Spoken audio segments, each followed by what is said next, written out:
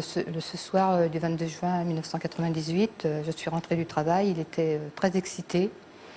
Et il s'en est pris aussi après moi. Il m'a dit oui, c'est ta faute s'il est rentré, il n'a rien à faire ici, il mange trop. Et en fait, il lui a reproché d'avoir mangé un morceau de viande le midi.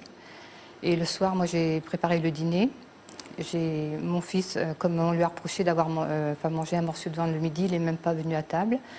J'ai dîné avec mon jeune fils, l'enfant commun en fait, que j'avais avec cet homme. Et lui ne mangeait même pas avec nous, il était dans le séjour. Donc Stéphane est monté prendre une douche qui a duré 5 minutes. Et donc mon ex-mari lui a reproché de mettre trop longtemps à prendre sa douche. Donc mon fils est descendu pour lui demander des explications, pourquoi il n'avait pas le droit de prendre une douche. Mon ex-mari continuait à vociférer contre lui et s'est dirigé vers le meuble télévision où une arme était entreposée. Et quand mon fils a vu qu'il sortait l'arme, il est remonté dans sa chambre et je lui ai dit oui, remonte dans ta chambre. Et il lui a dit tu n'es pas intéressant, on ne peut pas discuter avec toi. Et mon jeune fils aussi a vu son père donc sortir l'arme et il a pris peur, il est monté dans sa chambre. Et comme mon ex-mari continuait toujours à faire des reproches à Stéphane, il est redescendu, il a voulu sortir et mon ex-mari s'est précipité sur lui donc, pour l'empêcher de rentrer. Et comme Stéphane a vu qu'il continuait encore à s'acharner sur lui, il a voulu rentrer. Et là, mon ex-mari est allé prendre l'arme en lui disant viens là, je vais te mettre une cartouche. Et donc il a pris l'arme et quand Stéphane est entré, il lui a tiré à la tempe. Devant vous? Et oui, en lui disant, oui, devant moi, j'étais là, oui.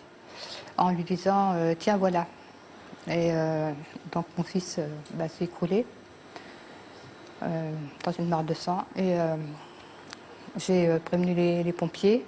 Mon jeune fils, en ayant entendu le bruit du pistolet, est descendu, il a compris ce qui s'était passé.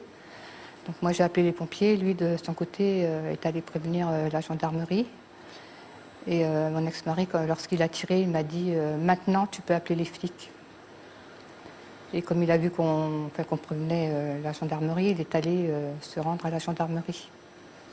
Il est allé directement à la gendarmerie? Oui, parce qu'il a vu qu'on prévenait, donc pour prendre les devants, si vous voulez, il est allé... Il se dénonçait, quoi. Voilà. Ce qui n'a pas dû... pour autant soulager votre peine? Oh non, non, pas du tout. Parce qu'après, il a menti. Donc, dans une première déposition, il a dit... C'est-à-dire, qu'est-ce qu'il a défendu comme thèse auprès de la gendarmerie? Légitime défense. C'est Stéphane qui l'a provoqué. Voilà, ce qu'il faut. Donc, dans un premier temps, il a dit qu'il avait tiré volontairement, que le coup de feu n'était pas parti accidentellement. Il connaissait la dangerosité de l'arme et pour cause, il était chasseur, il faisait du baltrap et en visant dans la tempe, on sait très bien ce qu'on fait. Et ensuite, dans les dépositions suivantes et le jour de la reconstitution, il a dit qu'il ne se souvenait plus de ce qu'il avait fait. Est-ce que votre fils a pu être sauvé? Non, je n'ai pas pu sauver mon fils. En fait, je lui ai donné la vie et je n'ai pas pu le sauver. Et ce que je me disais surtout, Stéphane a vu que j'étais là et que j'ai pas pu le défendre. Qu'est-ce qu'il a dû penser? C'était, oui, la culpabilité forcément naît dans ces cas-là. Et je pense que mon jeune fils aussi a ressenti beaucoup de culpabilité parce que bon, il n'a pas pu sauver non plus son frère.